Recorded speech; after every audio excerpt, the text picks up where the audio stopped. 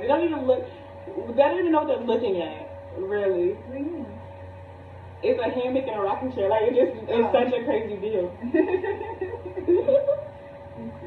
Okay. Spirituality and religion. What is the role of the established religions in the arising of the new consciousness? Many people are already aware of the difference between spirituality and religion. They realize that having a belief system, a set of thoughts that you regard as the absolute truth, does not make you spiritual no matter what the nature of those beliefs is. In fact, the more you make your thoughts beliefs into your identity, the more cut off you are from the spiritual dimension within yourself. I just want to read that again.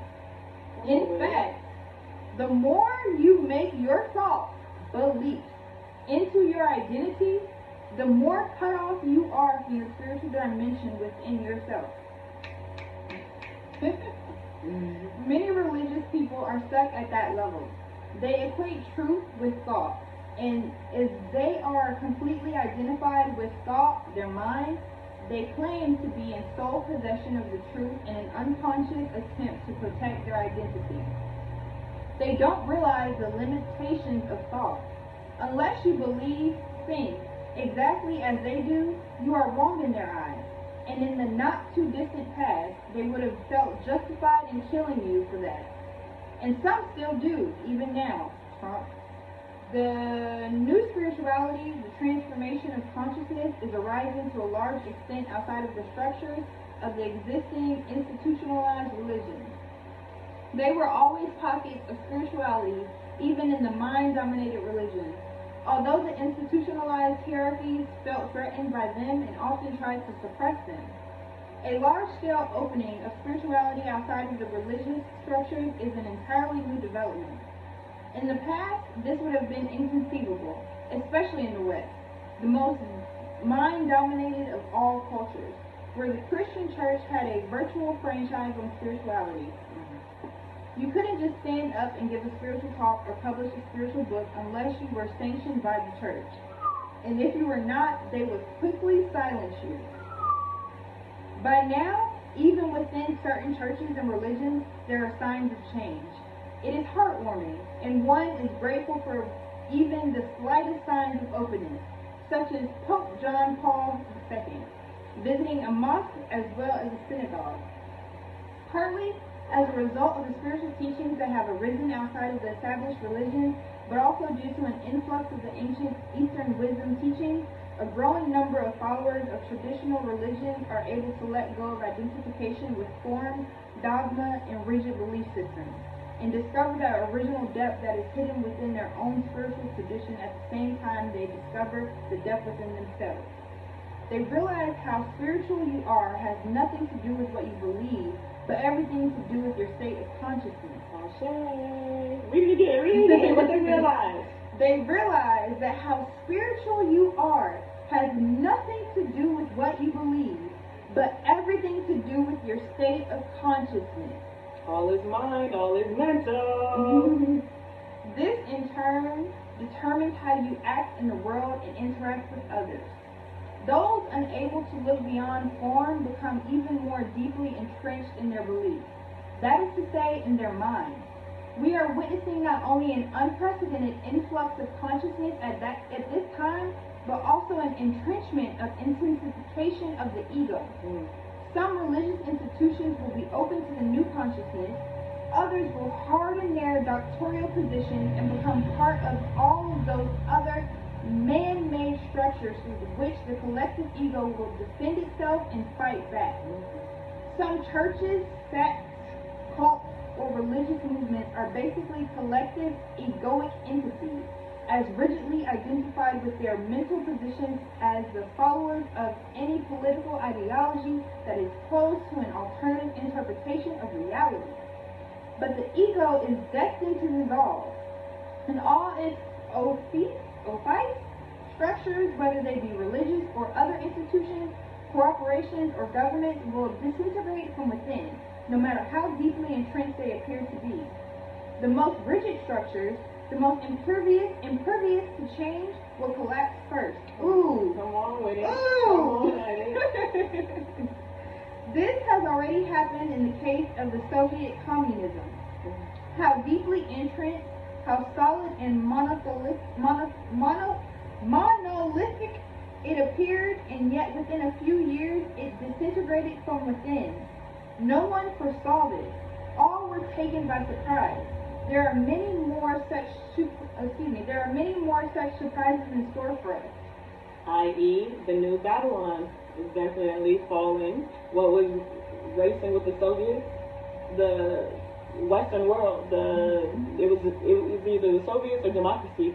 And yeah, communism fell and democracy won for a short being, but people are seeing it's not really what it's cracked up to be. So I'm excited to see this new system that's ready to be dismantled, because it is impermeable, which means it's not allowing for a lot of change or whatever. So it's like, if you don't allow changes in your system, we're just gonna change the system that we're following, or it's gonna change the main system. Do you want to read this? The urgency of transformation? Yes. Yes, your turn. The big bold thing. The urgency of transformation. When faced with a radical crisis, when the old way of being in the world, of interacting with each other and with the realm of nature doesn't work anymore, when survival is threatened by seemingly insurmountable problems, and individual life forms or species will either die or become or rise above the limitations of its condition through an evolutionary leap. It is believed that the life forms on this planet first evolved in the sea. When there were no animals yet to be found on land, the sea was already teeming with life. Then at some point, one of the sea creatures must have started to venture onto dry land. It would perhaps crawl a few inches at first, then exhausted by the enormous gravitational pull of the planet, it would return to the water, where gravity is almost non-existent, and where it could live with much greater ease. And then it tried again, and again, and again, and much later would adapt to life on land, grow feet instead of fins, develop lungs instead of gills. So remember when we were in the ocean and we were talking about like the pruny fingers? Yeah. So I feel like that would be the same thing. Like if we went again and again and again and again, we would start to develop more of gills instead of lungs and fins instead of feet. It makes you think, like in the culture, like cultures where they're more by the water, like they're surfers and like they're more one with the water, like they're just better in the water. Like Jamaican? No, literally. I worked at this country club once, sidebar guys. I worked at this country club once, and all the lifeguards were Jamaicans, and they would come every summer and fill up the country clubs, working at country clubs, getting jobs, because they were like just so good at swimming, and like all the lifeguards at our country club was Jamaican, and it also worked because the country club was all white owned, and every worker was black, so it kind of reestablished a power dynamic or whatever. So like every employee was black or Hispanic, which was crazy. Yeah. And like it was so crazy to the point where they used to have watermelon in our break room for us, and not serve watermelon on the menu or anywhere. I don't know if I like that. That was love crazy. Watermelon, but however, It was crazy. It was literally slave. Yeah. It was real slave like. But that's where I came online. I came online working there. It was a bookshelf like this, and I saw The Secret, and that changed my whole life. So I had to be there to be here and now. So sometimes you never know. Yeah. But yeah, where was I at? Gills develop lungs instead of gills. It seems unlikely that a species would venture into such an alien environment and undergo an evolutionary transformation unless it was compelled to do so by some crisis situation. There may have been a large sea area that got cut off from the main ocean, where the water gradually receded over thousands of years, forcing fish to leave their habitat and evolve. Responding to a radical crisis that threatens our very survival, this is humanity's challenge now. The dysfunction of the egoic human mind, recognized already more than 2,500 years ago by the ancient wisdom teachers and now magnified through science and technology, is for the first time threatening the survival of the planet.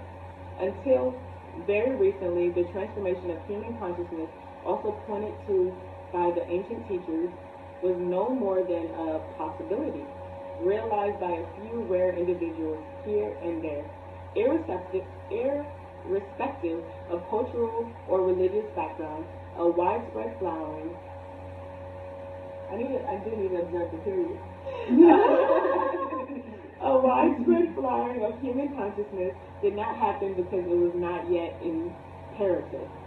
A significant portion of the Earth's population will soon recognize, if they haven't already done so, that humanity is now faced with a stark choice: evolve or die. A still relatively small but rapidly growing percentage of humanity is already experiencing within themselves the breakup of the old egoic mind patterns and the emergence of a new dimension of consciousness. What is arising now is not a new belief system, a new religion, spiritual ideology, or mythology. We are coming to the end not only of mythology, but also of ideology and belief systems too. The change goes deeper than the content of your mind, deeper than your thoughts. In fact, at the heart of the new consciousness lies the transcendence of thought, the newfound ability of rising above thought, or realizing a dimension within yourself that is infinitely more vast than thought. You then no longer derive your identity, your sense of who you are, from the incessant stream of thinking that in the old consciousness you take to be yourself. What a liberation to realize that the voice in my head is not who I am. Who I am then, the one who sees that, the awareness that is prior to thought, the space in which the thought or the emotion or sense perception happens. Ego is no more than this. Ego is no more than this identification with form, which primarily means thought forms. If evil has any reality, it has a relative, not an absolute reality. This is also its definition. Complete identification with form, physical forms, thought forms, emotional forms. This results in a total unawareness of my connectedness with the whole, my intrinsic oneness with every other, as well as with the source. This forgetfulness is original sin, suffering, delusion. When this delusion of utter separateness underlines and governs whatever I think, say, and do, what kind of world do I create? To find the answer to this, observe how humans relate to each other. Read a history book or watch the news on television tonight. If the structures of the human mind remain unchanged, we will always end up recreating fundamentally the same world, the same evils, the same dysfunction.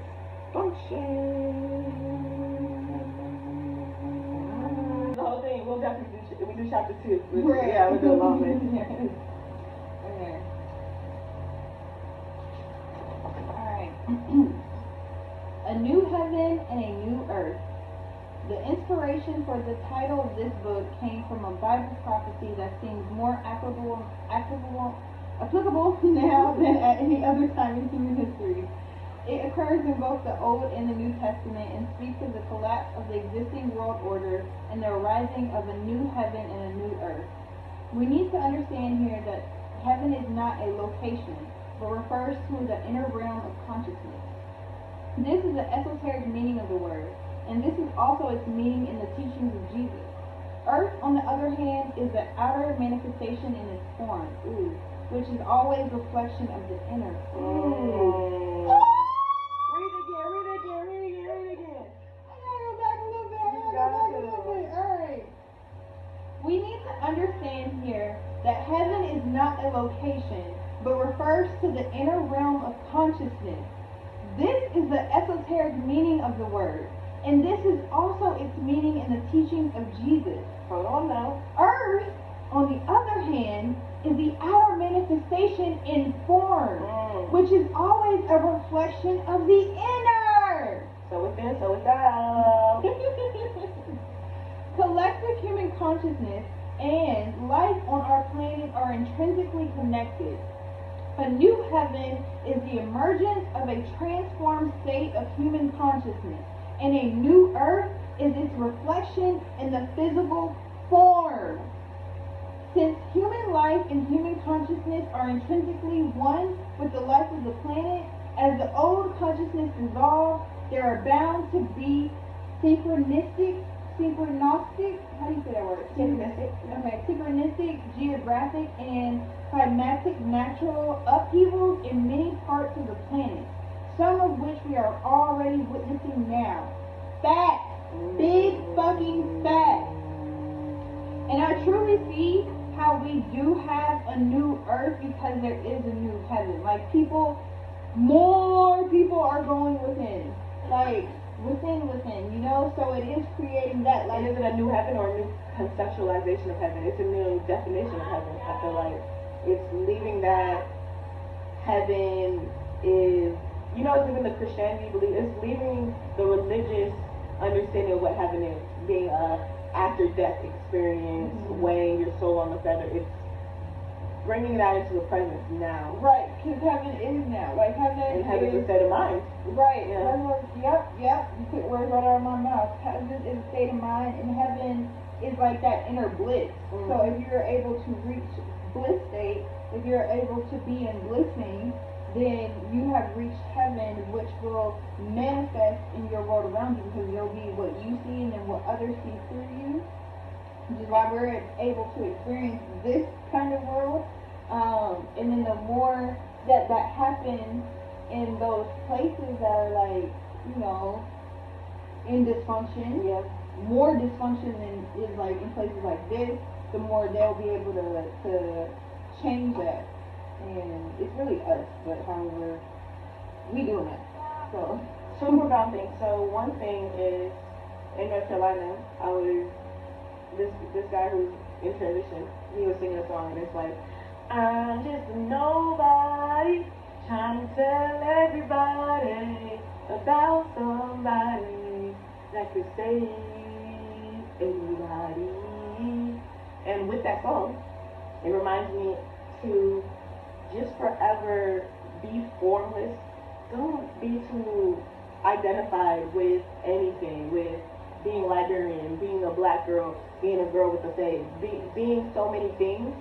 Be an open vessel, because at the end of the day, you're telling one story. There's only one story to tell. Like, we're nobodies trying to tell everybody about this energy, this source, this purity. As we were into it the other night, we were talking about the bliss of children and just the childlike nature, like the innocence, like just the fact that we're trying to all tell the story about this one creation thing, this one point, and you can tell it from any viewpoint. Like, you know, you can tell it being anybody, you can tell it having any past or having no past, or like, you know, like anybody can tell the story. So I like that this just talks about heaven being a state of mind, and it kind of reaffirms that you don't gotta go nowhere or do nothing, but be here and now, and allow your experience to unfold for itself, but allow yourself to see like the oneness in everything. I feel like that is the true, where we're trying to return to, just that oneness, because we put so much in separation, skin color, birthday, like so many things, and it's like so many, I like to say we're in a gang banging era. Like we gang bang so much. We gang bang our hair, our favorite color, we gang bang so much, even our diets, like, you know, like everything. We're so attached to the decisions we're making, more so than being like, yo, we all here, we all get to make decisions. That is dope, like, you know. yeah, and at the end of the day, something that really resonates is that, like you said, the thing about where we are in this realm, in this capacity, is choice. However, when you think about how multidimensional we are, there are dimensions where race is not a factor, where what we eat is not a factor. Yeah. Where all these things are not factors. So it's like, why are we willing to die on this hill? In a sense, like why, like you said, like why are we solely or truly gang banging this so hard Yeah. when it's only in existence in this part? You know, like it's only something that we are giving this importance to when it's not important. What is important is the essence and the spirit and the life that is within us, and how we can connect to that within each other and in the world. I love how this book is started, how it's building, because it also was just talking about how, like, the formlessness of all things, and just about not getting so attached to all these things, because once we get attached, we get lost in the sauce, really. Like, it is distracting, but I do see how, because if we're living in a physical world, but what is a physical world? Yeah, because technically, the physicality that we see literally is what that line says. Yeah, everything manifests from what's inside. Because the physicality that we see is not truly what's real. Like, this is not this. This is not physical, really. Yeah. This is not a solid material. Yeah. You know? Like, not too heavy on the heavy now. But no, definitely not. And it's a representation of something. right, this is only what our mind is perceiving, and then our eyes aren't even the best part of our brain. Like, they're not even the strongest part of our brain. They're not even the most reliable part of our brain. Yeah. So we can't even We're depend seeing- on what we're seeing. We're seeing a reflection of life, a reflection of a reflection of a refraction, and then we're processing that. So it's literally What are you a telephone by eyes type of thing. Like, What's inside? That's Yeah. really what's real. What's inside of you? What is inside? yeah, a good starting point. Thank you for joining our book club. No, we should have a virtual book club. That'd be amazing. I would love to have a virtual book club. Okay, so if you want to be a part of the virtual book club we can meet, however, let's discuss it in